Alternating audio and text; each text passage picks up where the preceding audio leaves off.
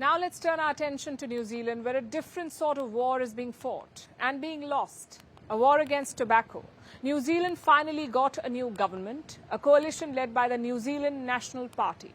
They needed allies to govern, and one of those allies had a demand: a repeal of the country's novel smoking ban.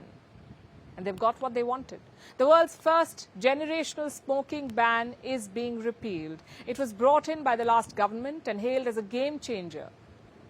Turns out the game is not going to change, and tobacco smoke will fill the air for years to come. Here's our report. New Zealand has a smoking problem, or rather, it has a smoking problem once again. Last year, the country had made massive strides. It had come up with a way to end the menace of smoking once and for all with a generational smoking ban. Anyone born after 2008 would have never been able to legally buy a cigarette. The logic was every year the smoking age would increase. It was a revolutionary plan, so brilliant that it inspired a similar scheme in the UK. And back home, it was starting to show results.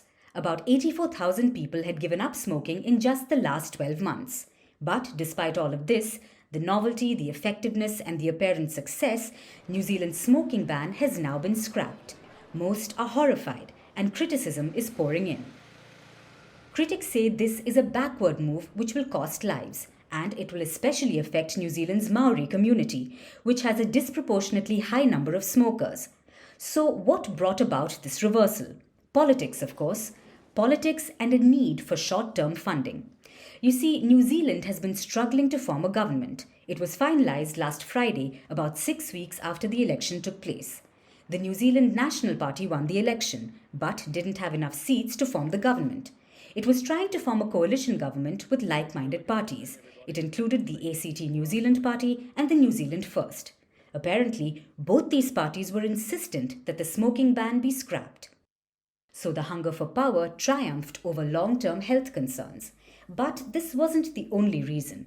Our government will rebuild the economy to ease the cost of living and to deliver tax relief and to increase the prosperity of all New Zealanders. Yes, the new government is bringing in tax cuts. That means it will lose government revenue, and they need to look at other sources to bring in the money lost, which is why they targeted the smoking ban. Because the ban does cost money to implement. Under the ban, shops would have lost money. The number of shops legally allowed to sell cigarettes were going to get reduced too, from 6,000 to just 600 across New Zealand. So thousands of people would have been losing money, which is why the smoking ban scheme also gave them subsidies to help shopkeepers avoid massive losses. But after scrapping the ban, New Zealand's government gets to keep that money and the money it makes from taxes on cigarette sales.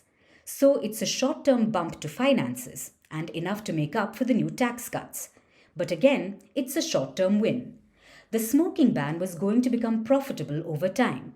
It would have saved New Zealand's health system about $800 million over the next 20 years. Not to mention the lives saved. Smoking is reportedly the leading cause of preventable deaths in New Zealand.